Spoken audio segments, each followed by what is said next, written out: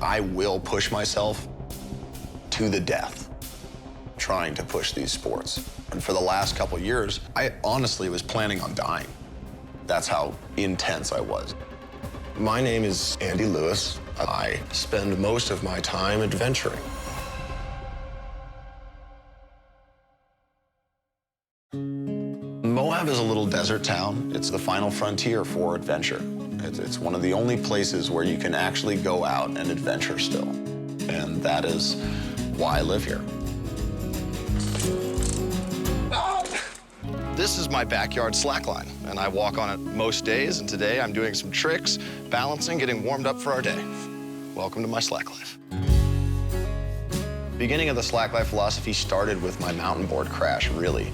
I was 17, crashed my mountain board really hard, almost died, went to the hospital, and was laying there in the bed, and I reflected on how little I had lived life. I hadn't done anything. I woke up out of that unconscious state, and I was like, God help me, I will do something with my life before I die.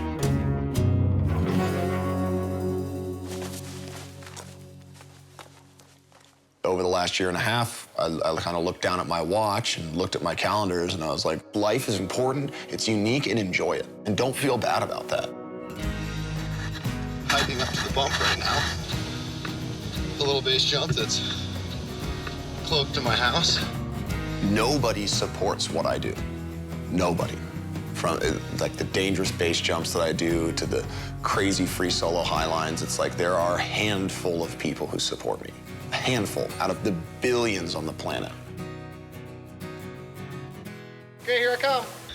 Nobody can support it because, yeah, I can die.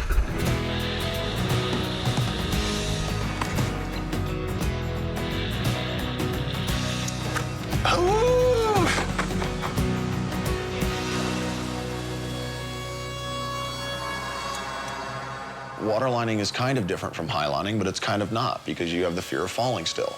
Waterlining is one of the best and the coolest ways to slackline, because you have weird visual reference points. You do fall past the line. You have the fear of falling, and that's why waterlining is so cool.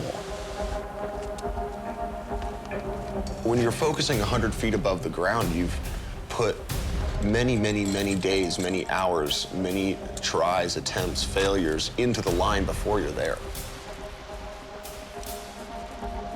When you hike out there, the first thing you need to make sure of is that your anchors are good, so that if anything goes wrong, you're not going to die.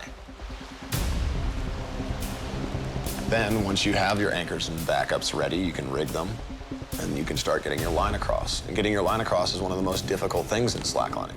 On a very short gap, you can try to throw your line across, but even a 50-foot gap is really hard to get your line across sometimes. If you get your line too tight and your rope is too loose and your line breaks, you might hit the ground, or your rope might shock load and you might break it. And that's all clouding your mind. Everything is clouding your mind. Sometimes it's such intense mental focus required to walk the line that you can't think of anything else.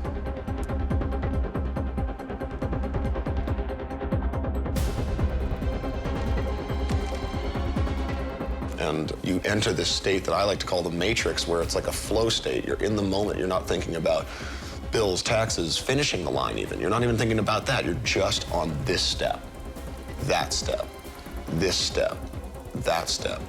But yourself, facing your own fears, that is what makes it so unbelievably satisfying.